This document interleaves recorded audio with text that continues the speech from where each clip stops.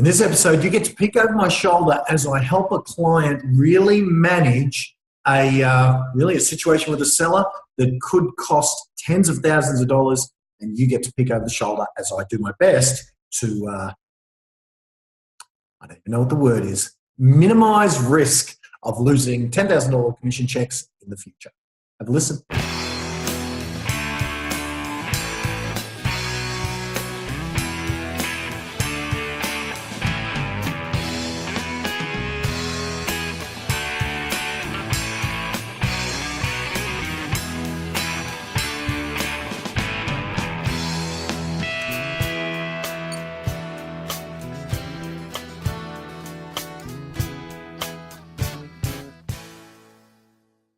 Hey, Brett, mate, I thought I'd record this for you because, I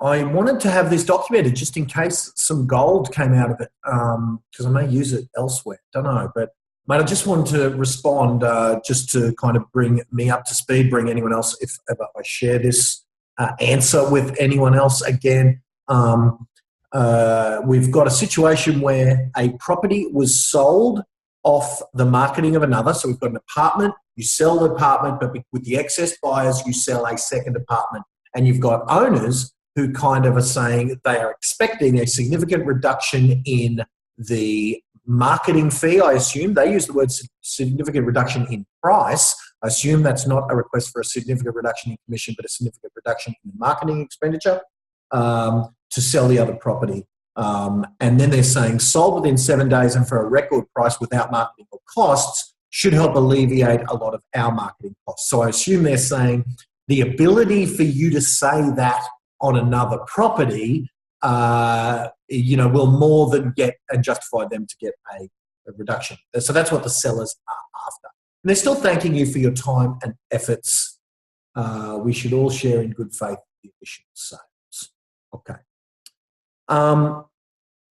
There's a few points here. One is, what if their buyer that ended up buying their property, did any of the subsequent buyers, so, ideally we get a property that's for sale, we get more than one interested party fall in love with that property, thus driving the price up to get a great price. Now, all of those 5 buyers that we get to drive that price up significantly impact that final price we get. And surely not all 5 of those buyers were directly, brought into your world from the direct marketing. Like some of them might have been a database buyer that marketing done 6 years prior generated, or that your prospecting efforts generated, or open homes from a seller 3 months ago generated from that market. Now, if this argument was to stack up, then this seller owes some money to that last. So instead of them getting a refund out of their marketing, no. They have to give that refund to the guy 3 months ago who generated that other buyer. So it's almost like you could go to those sellers and say, so do you see how, instead of me refunding it to you, do you see how if what you're saying is true, I should be refunding the next guy?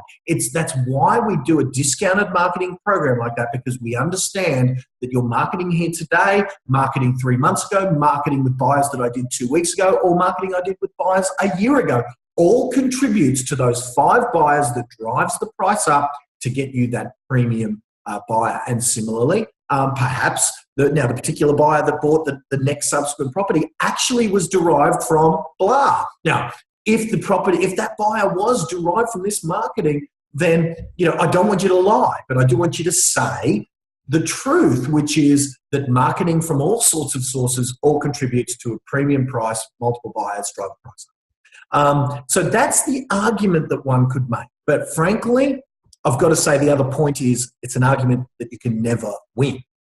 In that if they are expecting it and you did get a sale that didn't require marketing, well, here's the other thing. If that didn't require marketing on that second property, did they make a seller's marketing investment, the subsequent property that was sold, whatever his name is, did he make, and is he getting now a refund of his marketing? Well, if that's the case, I think it would be only fair that he gets half the refund of the marketing and this other seller gets half the marketing. Now, here's the other thing. You may have already spent the marketing on property 2 even though it wasn't necessary. You might have gotten the professional photos done, the video done, and all of the marketing stuff done. And even though it wasn't needed, it's unfortunate, but it was already invested. So there's the argument that could be made. The problem is that no matter what the argument is, if in their head they paid you a X amount of commission, I don't know what that is, 10, 15 grand commission, and they paid two grand marketing, and they're wanting $1,000 back, my recommendation is, even if you win that argument, so you could just draw a line in the sand and say, no, it's in the contract, bad luck, right? In my opinion, the ill will that seller will go forth feeling is not worth $1,000.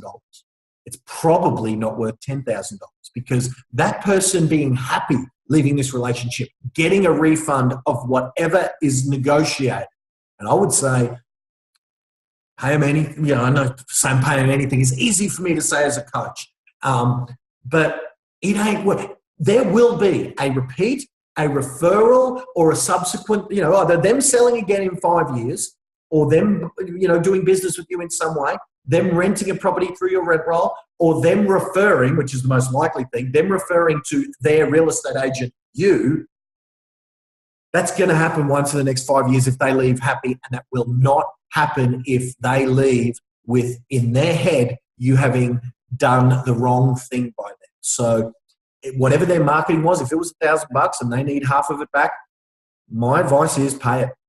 Now, explain yourself and explain to them, I understand how you feel. And so, and then go through that other thing. The buyers I've been working with from other people's marketing contributed to your sale. Your sale contributes to that. That's why we pool it. That's why we do it this way. That's why it's, so you make whatever explanation that you can. But then my advice would be, but at the end of the day, I do understand what you're saying. And just because that isn't the way we do it, but Bob, Martha, if you guys are dissatisfied, I pride myself on you guys leaving this happy. So can I ask you, out of the $1,500 that you paid, where you insert whatever amount that is, out of the X amount of dollars, out of the $1,500 that you paid, what sort of discount were you kind of angling at? Like, what would be fair to you? Based on what we just said, what's a fair amount? You tell me. And in fact, you know what? I'm going to leave the ball in your court. Whatever you say now is what you're going to get from me. So what are your thoughts? What would make you the happiest seller that would easily use my skills again for your family? What's a fair thing? You tell me. What's a fair thing? Now, by using the word fair multiple times, they're going to be less likely to just completely rip you off. I'm a big advocate in that. That's how I do a lot of my negotiating. Is I say to like I said to Arnold Schwarzenegger at his house. I said to him, he could have told me any amount of money and I would have said yes. We'd had a few to drink, but I just said whatever you say. And so he gave me a still very discounted rate from what he normally charges a normal person. He gave me a good deal. When I say a discounted rate, it's it's a better deal than his rack rate. But he could have charged me his rack rate and I would have paid. So it's a really good strategy, I think, to show complete weakness and say the ball's in your court. It's $1,500 that was invested. How much do you want back? And whatever they say, write them a check then and there. And you know what? I would even write them a check. I know that it's probably only going to be a refund out of a number in a bank account. I would write them a check, or you know what? I just love, because numbers in a bank account you're going to forget about and they're going to forget about. If you take the full amount of marketing and you have it in your wallet and they say whatever the amount is and you pull it out in cash and dump it on the table, they're going to remember you and that experience for the rest of their life in a positive way. And maybe even reciprocity will guilt them into being on the lookout for a referral sooner rather than later. Anyway, there's my take. I've got to say, I can see how they've got a point, and the problem you've got is no matter how right you are, if they feel that some of that expenditure of their marketing was used to sell another property, thus you owe them a refund, if they feel they're right, even if you end up keeping, the money, then you're going to lose in the long run. And I don't think you can afford that. I think you need to have a happy customer out there in the marketplace that will refer you, that will use you again, and that is happy. Because remember, every time an unhappy customer costs you a commission, it doesn't cost you a few $100s, it costs you $10,000. And I wouldn't be risky, just if I would. In my business, I refund quickly and without question, because I just don't want to ever have someone else there can say that I took $1 that I didn't earn. Now, that's my take. And again, you've probably got all the legal rights in the world to say, bad luck, we spent your money on your marketing and we spent his money on his marketing and, or whatever. So, there's the other thing. If the other fellow didn't pay any marketing, perhaps you do say, so what we did with that one is, I'm not sure if you know, we were selling another property and, that marketing did contribute to yours. So we are going to, get some of that marketing expenditure, only a portion of it, and get that added to your commission at the end of this. This is talking to the second bloke. And look, normally a marketing campaign of this type is $1,500 and your contribution is going to be $400. Isn't that great? And then you take that $400 contribution from property B that was sold and refund the $400 to property to property A, those owners. Because the way they word it, they're not being rude. They're not being threatening. They're quite courteous and they obviously understand marketing. They're giving you permission to say sold within 7 days for a record price without marketing. They're giving you permission to use the story to get future business. I hate saying this, but I'm going to say they've got a point. And the problem is, even if they don't have a point, in their mind they have a point, and that's the only place that it counts. So there's some food for thought, man. Please don't be mad. That's just my opinion. Not saying I'm right. I'm not saying they're right. But what I am saying is they're the people that are paying money, and they're the people that are referring. They're the success story, the video testimonial. All of those things are being done effectively hinge on them leaving this transaction happy. So I will be laying on your back and letting them say that it was $1,500. Yeah, I get that. And explain yourself. Explain why they shouldn't get anything. Then say, understand the marketing expenditure was $1,500. And I pride myself on having happy clients. So I'm just going to say to you, what's a fair amount? And whatever they say, I would pull it out in cash and hand it to them.